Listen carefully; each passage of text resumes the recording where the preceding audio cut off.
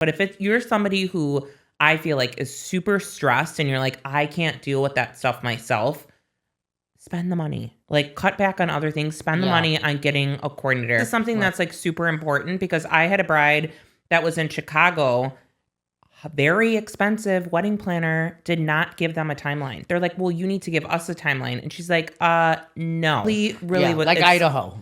Idaho. Yep, you got it. Is that what they say?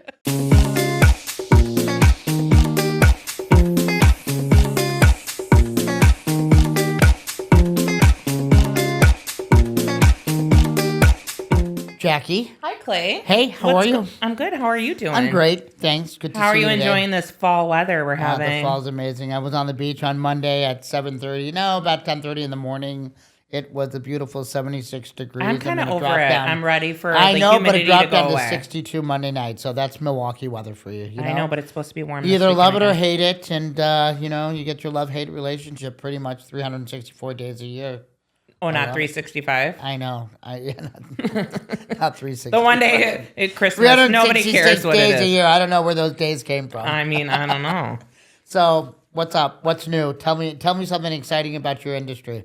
I was in Iowa last weekend for a trunk show. I'm sorry. Did you survive Iowa? I love Iowa. Really? Where were you? Twins? In Boone.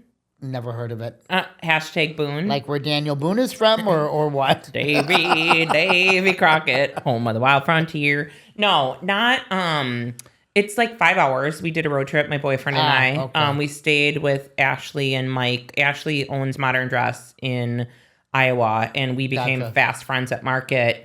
And then just now we've been doing 3 years with my friend who's also a designer, Colby John.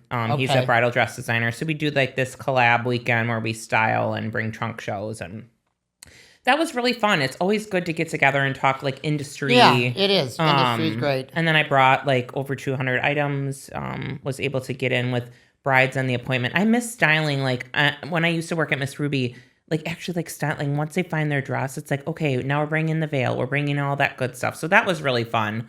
So you got to style people too. Yeah, from Thursday and we left Sunday. How fun. Yeah, it was really fun. So did you work with the woman that owns Modern Dress? Yeah. In her booth? Not a booth. It's her actual store. It's her actual store. Yeah, it wasn't like a show. It was an event in her store. We did like a trunk show. Colby bought all of his dresses from the 2026 collection. I brought a ton of my new stuff, and we just styled, brides. They said yes to the dress. Were there a lot of brides there? It was packed. There was like 18 appointments. It was wild. Like that's great. Saturday was nuts. It's always nuts there. But they're such a great team. Boone is kind of like a little like mini like Cedarburg. Like it's darling little downtown area. It's a small concentrated area right outside of Ames. I don't know if you're familiar with that. Never been to Iowa. 45 minutes from Des Moines DSM airport. Never thought about going to plow the cornfield, but maybe one day I will tell you, our car was very dusty because it was harvest season. So you do go through a lot of cornfield. But Iowa, it was like a lot of beautiful country. It really was like Idaho. Idaho. Yep, you got it. Is that what they say? Oh, geez, are we 16 What's going on again? with you? 15. Nothing. Business is fun. The wedding industry definitely has its challenges.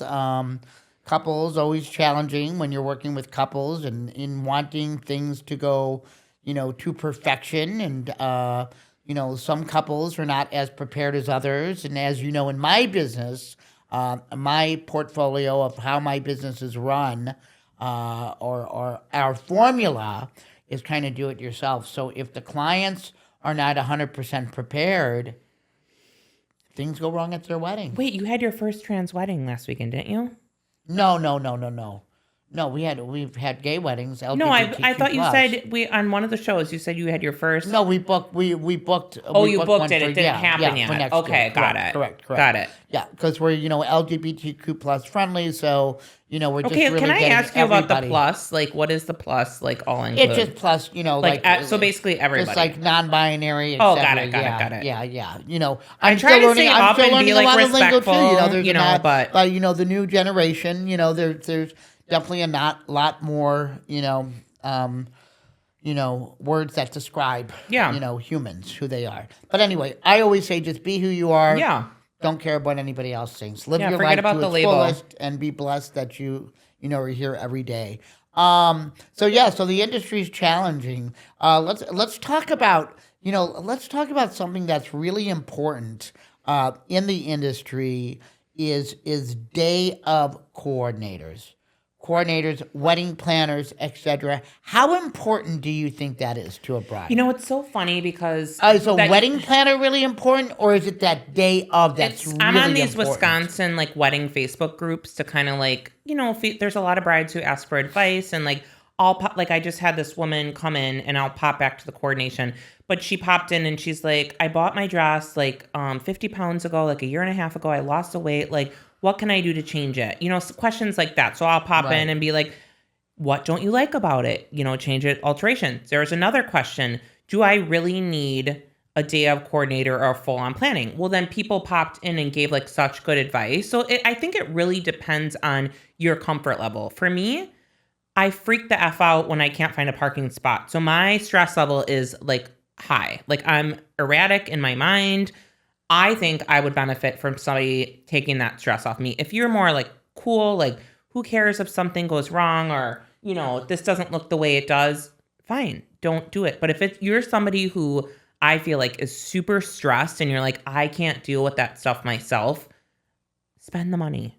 Cut back on other things, spend the money on getting a coordinator. Right. Now, a full-on wedding planner versus the coordinator, I feel from people who I've talked to in the industry, they're not really doing a day of coordination anymore. People are doing almost a half wedding plan thing because they're okay, I asked actually events to a T. I was talking to her about day of coordination. She used to do that when she started her business, Tiara. And she's it's hard for me because you don't know the vendors. So you're coming in day of, you're coordinating everything. You don't have much say in anything. You're just trying to make the day go smoothly. Yeah, I kind of feel that's the important thing, and I would definitely recommend a half person, a half full on planning. Where if you are a bride or a couple or a groom, whomever you're marrying, whomever you are, I highly suggest somebody that might start in the middle. Once you gather your vendors, then it's time to bring that person in to handle them up until the day of. Unless you're just having a party and you're having somebody drop off food and you're just serving liquor and there's nothing else going on, I say do it like you do it at your house. You don't have to have a coordinator. But I would also ask, this is something that's super important because I had a bride that was in Chicago. A very expensive wedding planner did not give them a timeline. They're well, you need to give us a timeline. And she's no. You need to tell us what time people are coming in, stuff like that. So I would say if you are going to get a coordinator or a planner, they need to come up with a timeline for you. I'm glad that you brought that up because, this morning I was thinking that after a minor incident with a client a couple weeks ago, 4 weeks ago, not having the correct, planners because there were 3 of them, and so things were just messed up because the bride doesn't know what to ask them for. So I decided that starting this month, when we close a booking and we send the client, and the client's about to sign the contract. When they sign their contract, then they get a media kit from us. It shows layouts, it shows contact people, etc. It gives you, it tells you that you should have a day of coordinator or somebody hired to handle your day of, etc. However, I'm changing it, and I'm going to list exactly what you said of the things that they need to look for coordinators, because there are really crappy wedding planners and coordinators out there. And there's really crappy venues too, and there's really crappy caterers, and there's really crappy everything, Sometimes people just assume, and unfortunately, in this business, you really have to do your research. And we have to be a advocate for the bride and groom or the couple in general. And I think it's really important that anybody you hire, you get a referral. Get a referral. Look at their well, I wouldn't even say look at the Google reviews. I would get a referral. I always say get a Agreed. couple referrals.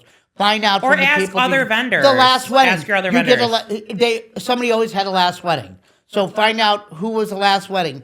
Call that person. Hey, I'm calling about so and so. That's really important to do when you're paying money for a coordinator. Or if you find a vendor you love, say, hey, I need some recommendations. Because if you vibe with a vendor, 9 times out of 10, they're going to know like a vendor who vibes with them as well. Right. So I think just that's had really a important. coordinator, Whimsical Events actually, and she's great, Jessica.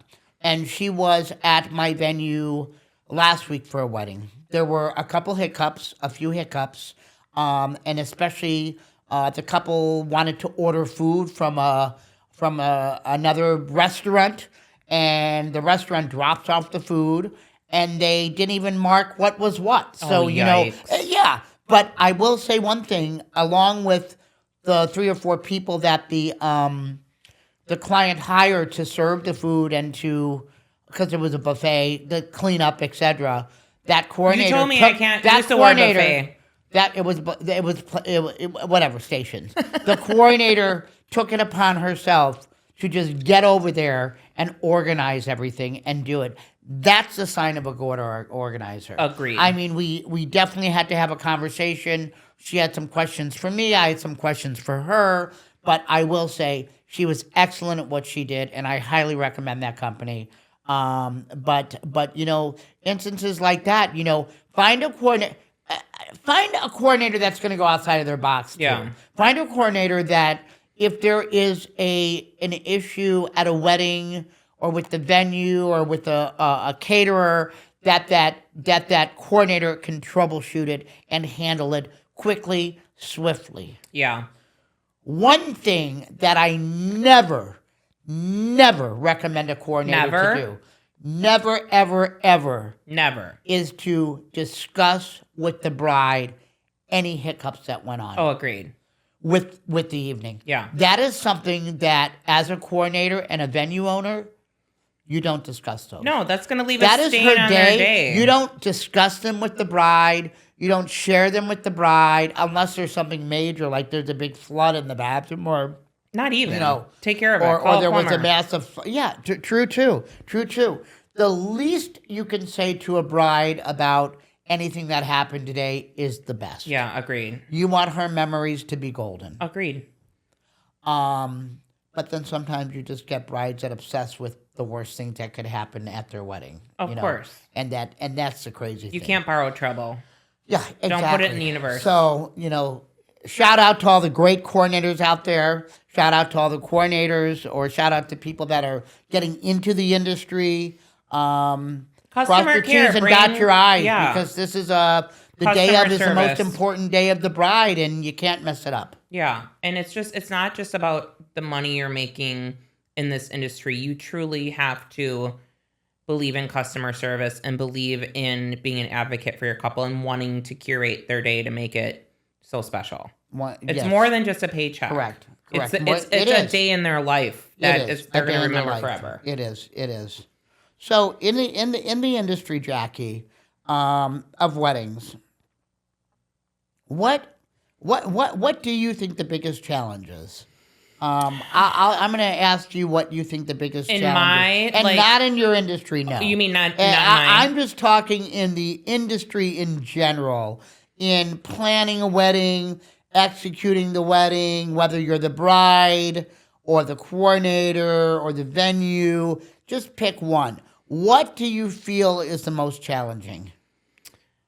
I would say really, and I know we've discussed this before, but not looking at your wedding to try to make everyone else happy. Like, are you talking from a bride perspective or from like it could be any perspective. It's an open-ended I just think question. Like not basing your whole wedding on what everybody else would want. Do what you want to do. Don't do what like people are going to have sayings, and you know what? You take suggestions from people, and that's great. Some people just want to give their opinion because they care about you and they want your day to go great. Other people are just going to yap to yap. They're going to just like try to give their opinion to try to like strong arm you to do a thing a certain way because that's the way I did it. And it's like, who cares? Right. Like, just do what you want to do. Yeah, very true. And I just had at one of my venues actually, well, and I'm not going to say the venue, just had a appointment the other day, and the mom came in, and boy, she was control freak.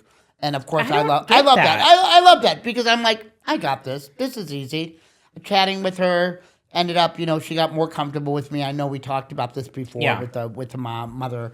You have to be very good at communicating and sharing the venue, the what you're talking about the day and what they need, their needs, fulfilling their needs and fulfilling the mother-in-law's needs too, because that's the one. Especially the mother-in-law. Those mother-in-laws. It looks like she's making the money. So she was. Not that color has to do with it, but you'll see why I brought it up in the story. She was white. Her son was white. When the daughter came in, the daughter-in-law, future daughter-in-law came in, the bride. She was running a little late. She is Latin, Mexican, and she made that clear to me because we were talking about food, and I needed to leave the room. I did leave the room because I was like, I just die laughing and annoyed at the same time. So we get down to food, and I said, "What kind of food do you want? What are you looking for?" And the young girl says, "Well, my family's Mexican. We want Mexican food." And I said, "Yeah." I said, "Totally." I said, "Of course. You want to, blend both. Whatever you like, X person, and whatever you like, And so the mother-in-law. The mother chimes in and she says, "Well, we'll get a very expensive caterer that know how to make Mexican food." I said, "Are you, what the fuck? White woman, I'm sorry. Sorry, but you sweetie. Don't grasp this, no, do you? Like, I love Qdoba, you don't even get the concept. Qdoba. No, we don't want Chef White John making her Mexican food. No. And the poor girl, and even if they listen to this podcast, whatever, this might teach the mother a lesson. The poor girl's like, and I can see her frustration. Because you'll get it. It's like and she's like, tradition. Well, my family would like more authentic Mexican. And I ended up saying, yeah, I said, I have a great list of fantastic, authentic Mexican caterers in Milwaukee. Agreed. I said, and the mother-in-law, I'm like, honey, where did you grow up? Like, you can't be this, like, hyper-focused on, like, not even knowing what to do. What? Well, and sheltered. It's not... So sheltered. It's not I'm like, oh, my God. I'm like, I wanted to say, dear... You're in for a long And I've been to haul. weddings where it's been stations or sit down. It's really nice. But I've also been to weddings like that have like barbecue. And it's like the amount of people that were like, oh my God, this is the best meal. Oh, barbecue is great because everybody loves barbecue. Well, and then people won't get as wasted because you're getting the macaroni and cheese, the cornbread. Well, you get all the carbs. Yeah, you get all the carbs. I mean, you're fully loaded. Right. But anyway, my point is, what was my point?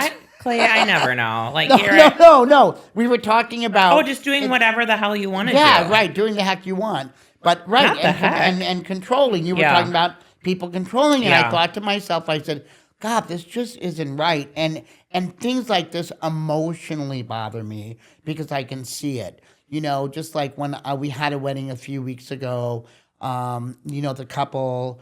Again, color doesn't matter, but, I'd be blind not to see color. She's white, he's black. And it was like going back to the 60s in my venue, like one side and one side. I'm like, oh my God. I'm like here you have this loving couple together, like intermingle with each other. Yeah. Talk to each other. This is their best day of their lives. Yeah. How embarrassing for them. People just make it and about how them. Challenging. Like, come on, it's 2025, dude. Almost 26. And they're the coolest couple, and I hope they hear this podcast because they even said to me, she walked up to me and she says, "What the hell is going on?" I looked at her, I'm like, "Yep." And we didn't even have to. I got very close with them as I do with many of my couples. Yeah. I can kind of just say what I want. Sometimes I don't even have to say anything because I know what they're thinking. The bride is amazing, too. Well, and I love that. So, I mean, I guess, like, So there's always a different perspective for me because I learned so much from you because I get to deal with the fun part, the pre-wedding stuff, right. and you get to like deal with. I get to deal with the. So it's like we both have like. So what would you say like as a bride and groom? Say you have no idea, you're just engaged. What would you say besides, and not even the venue, but what would you say as a vendor is the biggest expense? Would you say it's catering? Would you say it's floral? Like, what is something that, like, as a bride, would be like, okay, we should put most of our money towards this? I think food is really important. Yeah. I think. Here's what I think. You know, I do know this. I do know that most people, when they leave a wedding, they say the next day or that week, yeah, I went to so-and-so's wedding. What a gorgeous dress. The food was so good. We got a little drunk. We had some drinks. We were away from the kids. Yeah. You know, they didn't say, oh, those flower arrangement in my table was incredible. And I say you know that. What I'm saying? I'll say that. I'm like, I mean, unless you're creating like a whole Disney World set that somebody's going to remember. But, you know, for brides, especially more with their... minimalistic, put your money into the fun. Yes, that's what I'm saying. And how you're going to look. 'Cause you're going to have those pictures forever. How you're going to look.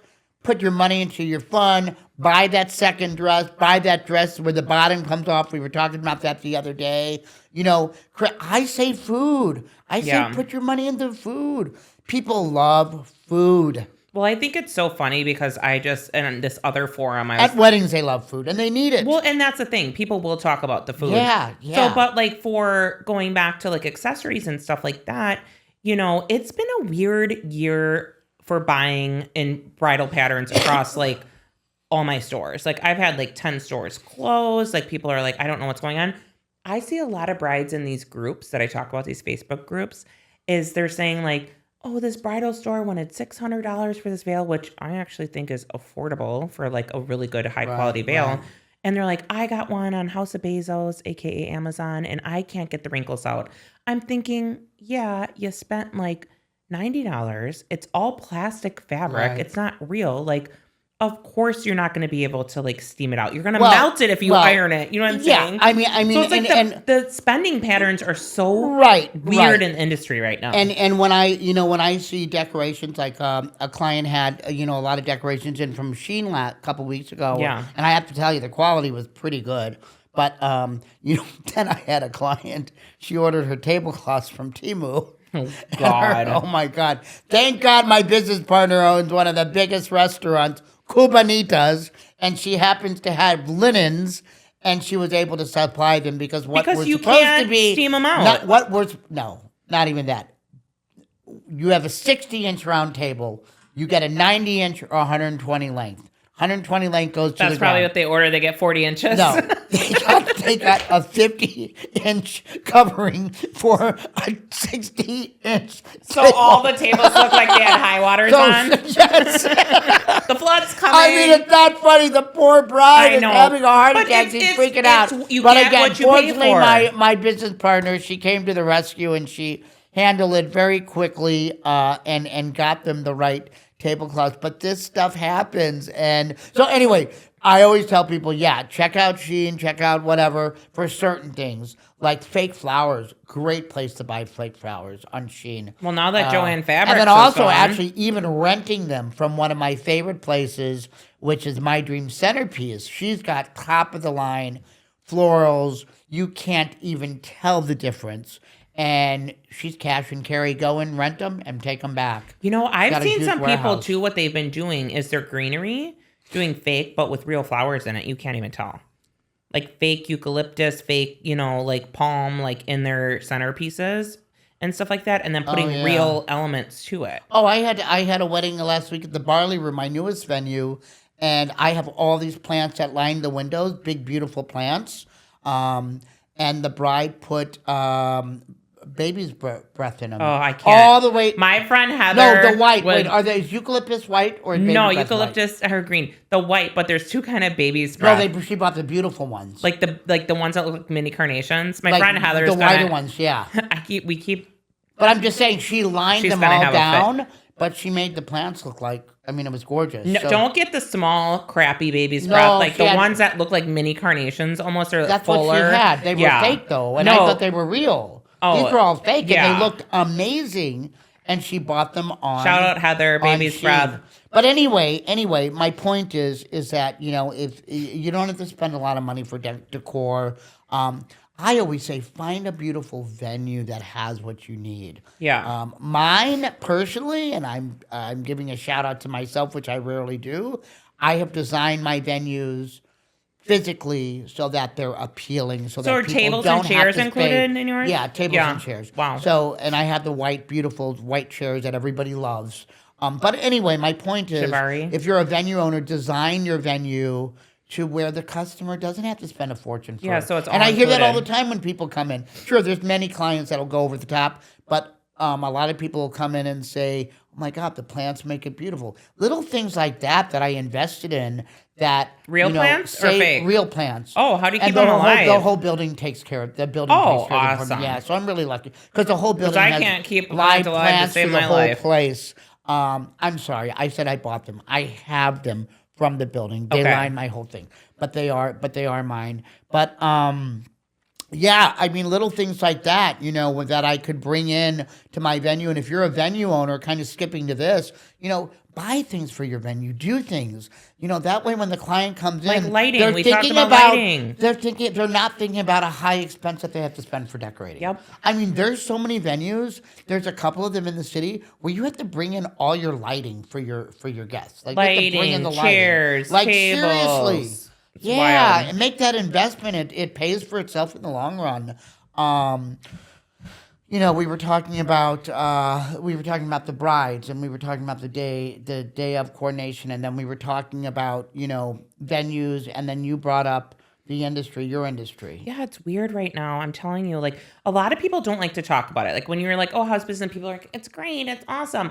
I end up putting on a post as the first year in 10 years I didn't do market. They brought the price up to be in the front row, and I'm like, I'm already down in sales for the year. It just is what it is. Yep. And I'm like, I can't do it. So I wrote this very transparent post on Instagram. I'm like, it's been a tough industry. The buying patterns are weird. Right, the brides have been weird. The amount of owners that reached out to me and they're like, thank you so much. Like, I've been ready to hang it up. Like, I've been doing this 15 years and like, it's been tough. And so I think being an owner too, if you're having a rough season or maybe a rough year, it's okay to talk about not having your numbers that you did in the previous year. It doesn't make you a failure. You don't have to hang it up. For a lot of entrepreneurs, it's an ego thing. I've never everything's great. had a problem Everything's great. with telling people, yeah, I closed my business, my clothing stores. I went bankrupt. I bankrupted myself. Yeah. I had to. You know, that is not embarrassing. I chose to go into business. I chose to work my ass off.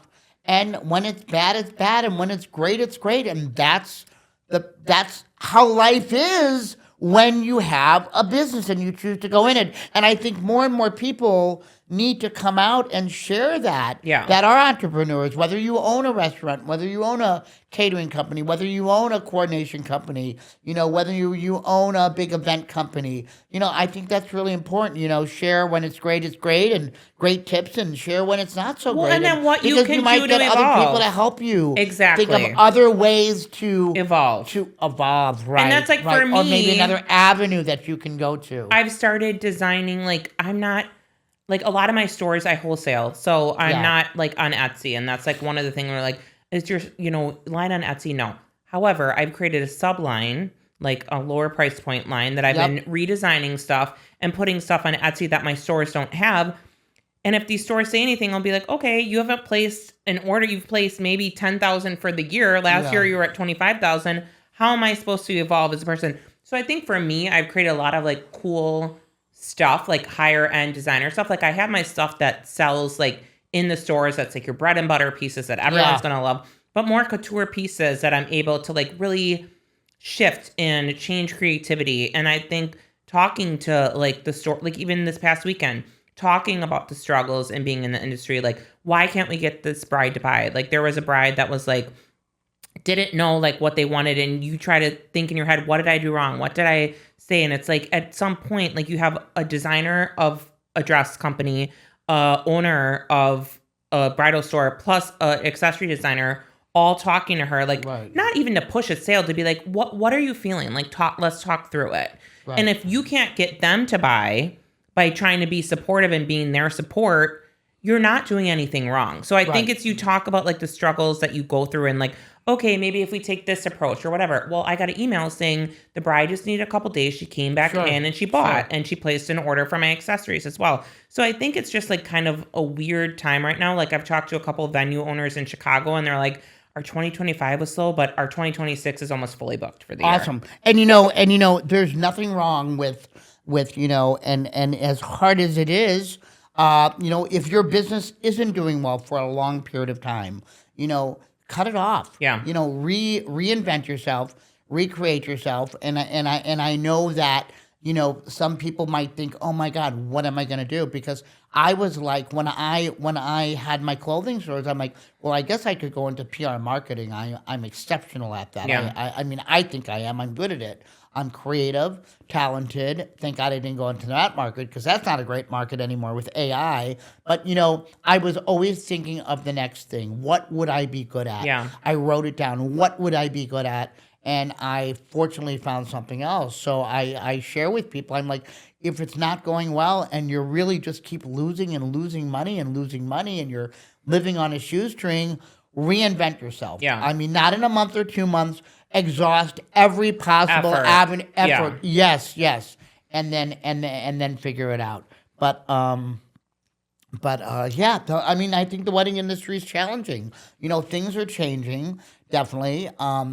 I know you talked about weddings. We talked about weddings are getting smaller too. Mm-hmm. I feel they're getting smaller. Yeah. A lot of people are like, getting married older, so their weddings are getting smaller. They're not inviting 200 people, 300 people. They're inviting 100, 120.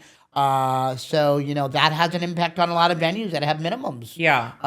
There might not be as booked for the course of the year. But, there's so many facets in the industry and I try to learn about everything about my business so that if there's something that is not going right, how can I make it better? How can I be better? Yeah. And those are the keys that I think everybody should follow. Well, and I think everybody should think, how can I be better? Well, absolutely. How can I be a better human?